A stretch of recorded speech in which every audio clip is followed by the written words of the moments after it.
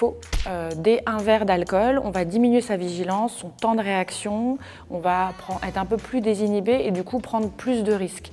Alors certes, ça ne va pas se voir de l'extérieur, mais on peut aussi mettre en parallèle avec le binge drinking, qui est le phénomène de boire une grosse quantité une fois de temps en temps. Même si on pense qu'il n'y a pas de conséquences, en fait si, il y a des conséquences, notamment sur la mémoire, la concentration, avec des effets cognitifs à plus long terme, puisque l'alcool est neurotoxique.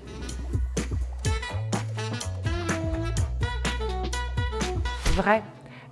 Dès les premiers jours de l'arrêt de l'alcool, on va avoir une amélioration du sommeil, plus d'énergie et une meilleure concentration. Donc, quel que soit le consommateur que l'on est, arrêter de boire dès 1 semaine, 2 semaines, 3 semaines, on va avoir des effets positifs.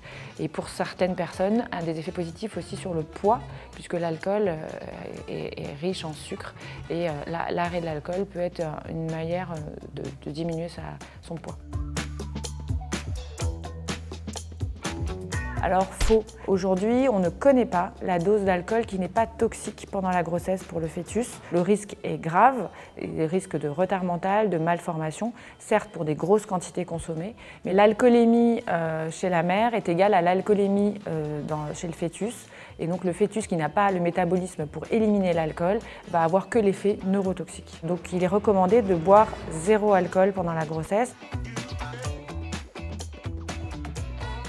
Vrai, on n'a pas forcément les stigmates de l'alcool sur son visage. À partir du moment où on se pose la question d'une consommation trop fréquente ou trop importante, on peut demander de l'aide à son médecin traitant et poser des questions sur les conséquences.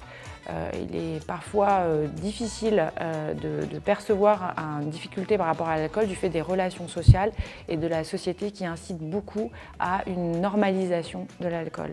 Il n'est pas obligé de boire à tous les repas, c'est notamment important pour la santé.